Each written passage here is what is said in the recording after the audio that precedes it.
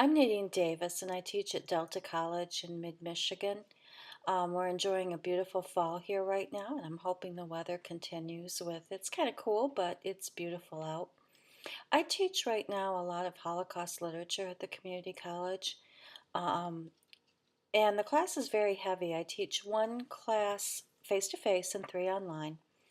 And there's a lot of reading material in the class. Students struggle with a textbook on the Holocaust put out by the Holocaust Memorial Museum.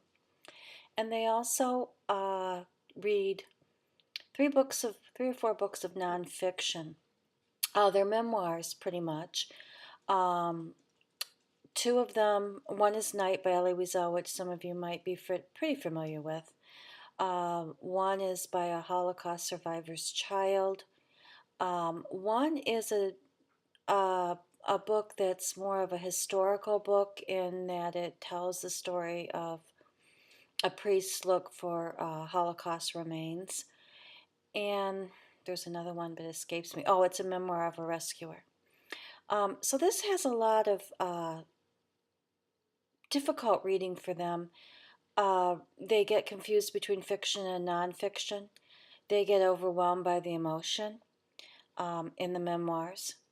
Even though I hit the history heavy with the history book, they still have a difficult time with time concepts. They do very well when I ask them to relate what's happening in the past to what's happening today. But that seems to be where most of their problems lie.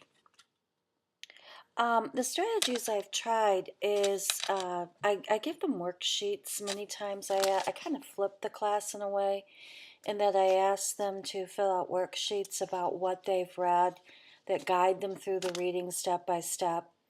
And then we use the worksheets. The worksheets are formatted so that in class, whether it be a discussion board in an online class or whether it be in a face-to-face class, the actual worksheet has little questions and little projects in there that we share.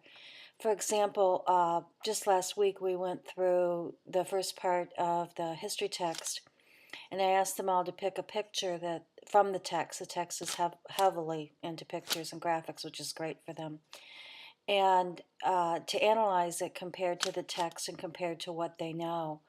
And then we used that in groups in the class, sharing the picture and sharing what we had read. Same thing happened on the discussion board, and then the discussion ensued from there. That seems to be a good strategy when I ask them to go through and use these worksheets. If I ask them to do a journal, which I know many of my colleagues are happy about, a double-sided journal, it just seems that that's just too much for the length of these books, and I don't use that very much. I'm hoping for in-depth ideas from this course, better ideas for deep reading, critical thinking. It seems like if I explain critical thinking to them, they don't get it. So I need something that would actually plunge them right into it, where they would actually do it, and then maybe do some metacognitive stuff after that to analyze what it is they just did. I do a little of that in my class, but I don't think I'm particularly good at it. Even after, 28 years of teaching, I don't think I'm particularly good at it. So that's what I hope to do with this class.